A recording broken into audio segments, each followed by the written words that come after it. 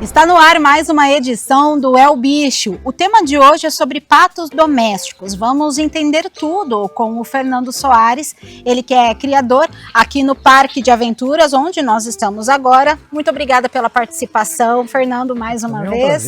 É um prazer. Como surgiu então os patos brasileiros, né? Os patos domésticos? Os patos domésticos que nós temos aqui no Brasil hoje, eles são descendentes da espécie ancona e o pato do mato, que está presente, vamos colocar assim, generalizando, né? Em todos os estados, países, tem os seus patos característicos ali. Então, considerando pato do mato, né? A espécie ancona é uma raça definida. A cruza entre eles veio a essa espécie atual que nós temos, a doméstica. Então é um misto dessas duas raças. Então a gente tem essa facilidade de ter reproduções, tamanhos diferentes, e é uma espécie, o pato, ele se associa facilmente a outro indivíduo e aí há reprodução. Hoje aqui no Brasil, né, é muito comum a gente ter espécies afinadas, né, raças afinadas de patos domésticos, tanto maiores, menores, né, é considerado, né, uma espécie de fácil reprodução, tá? O tempo de incubação deles é um tempo maior do que das galinhas, né, que são ovíparos ali, né?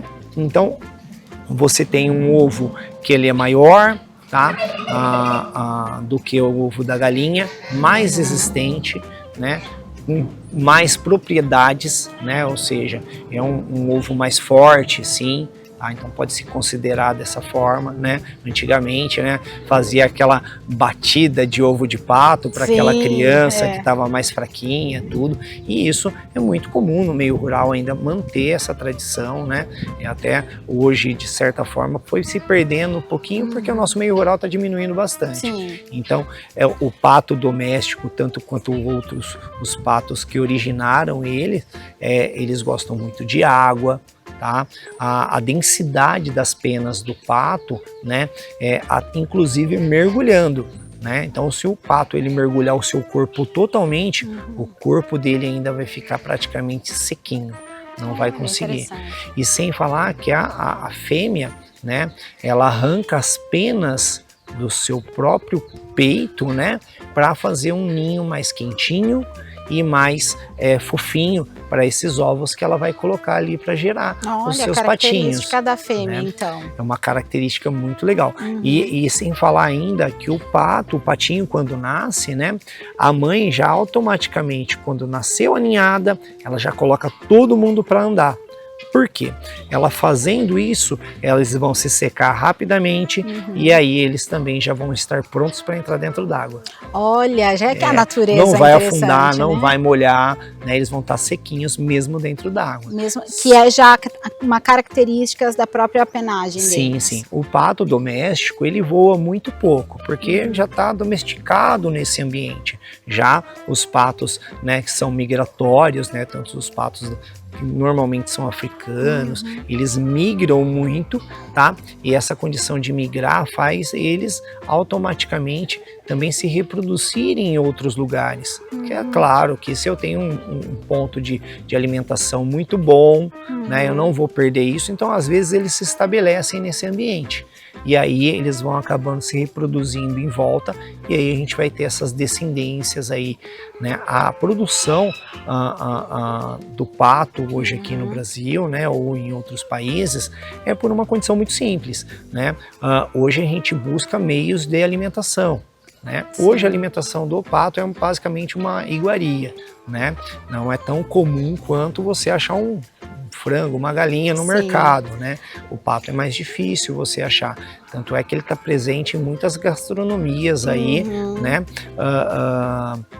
De restaurantes, mas não é tão fácil achar no mercado. E Fernando, como hoje, né, você como cuidador, né, aqui do espaço, é comum o pessoal perguntar para você sobre criação de patos? O pessoal ainda tem essa curiosidade e vontade de criar patos por ser domésticos? Como que é essa relação, o cenário hoje atual? O cenário atual hoje, ele sim, ele tem uma condição de pessoas me perguntarem como é, né? Mas de uma forma ornamental, porque o pato ele é muito gracioso andando, é muito bonito em si, né?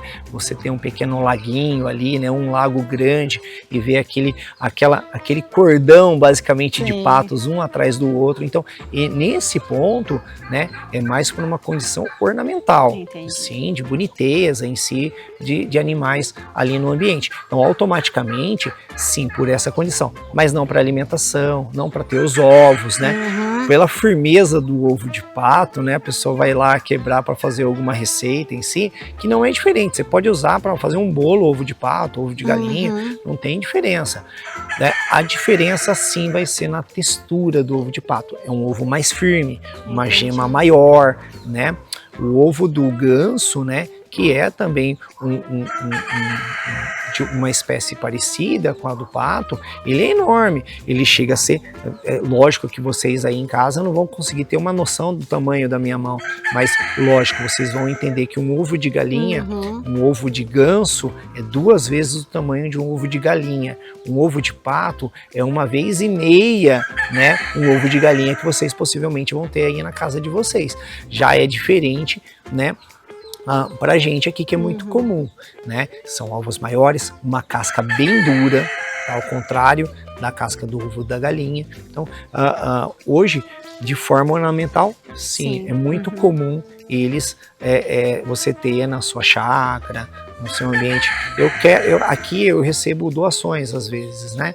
E eu já recebi várias vezes doações de patinhos, né? Que viraram patões, né? Que eram criados dentro de casa, né? Então, assim, por quê? Eles acabam ficando agressivos, eles são bastante territorialistas, eles são. Tá?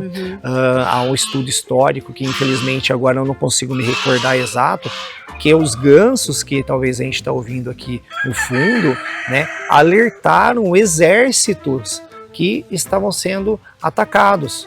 Então eles levavam, porque tinha essa condição. Eu morei numa fazenda que eram os cães de guarda, eram os gansos, por causa do som. O pato em si, que a gente está observando ao fundo, que a gente veio conversar hoje sobre o pato doméstico, esse pato, ele não faz barulho, tá? Ele tem um som bem fino, pequeno, né? Eu gosto de passar para as pessoas que vêm aqui na fazenda, né? Que vêm visitar o parque, né? Na verdade, quem faz quaquá é o marreco, não, é o ganso, é o cisne. O pato, ele não tem um som alto e característico, ele vai fazer um sonzinho, um ruído, mas não vai ter um quaquá. O quaquá mesmo, a Disney, né, ensinou pra gente, o Pato Donald não fala nada. Mas o patolino, que tem golinha, né, que tem uma cabeça esverdeada, uma cauda, que tem uma característica padrão, não é aquela pose branquinha e fofinha. É a padrão do pato, né? Ele fala muito bem, o patolino, né? Baba um pouco pra falar, né? Se a gente for lembrar. Qual é o problema, hein? Só um pedacinho bem pequenininho. Ninguém vai saber. Tá achando que eu enfiaria minha mão inteira aqui? É porque o pato realmente não fala. Entendido. E essa questão, Fernando, quem tem, por exemplo, né, o pato na chácara, num sítio, numa fazenda, essa questão dos ovos, de ter esse tamanho diferenciado, isso tudo é por conta da alimentação também e do cuidado, do manejo com essa criação? Sim, o pato, ele, a espécie dos patos, eles comem muito líquido, né? Então eles... Olha, eu falo assim, a gente tem um cuidado todo especial com a água onde tem patos. A lavagem é contínua, a gente tem que limpar esse bebedouro, tem que limpar esse laguinho, né? Muitas vezes, né? Porque o pato, ele suja muito a água, porque ele lava a sua comida, ele filtra no seu bico, né? Já a alimentação, a ração, ele faz essa filtragem e aí automaticamente toda a impureza fica na água, né? Entendi. E por ele consumir muita água, as fezes é uma meleca, né? Então a gente tem alguns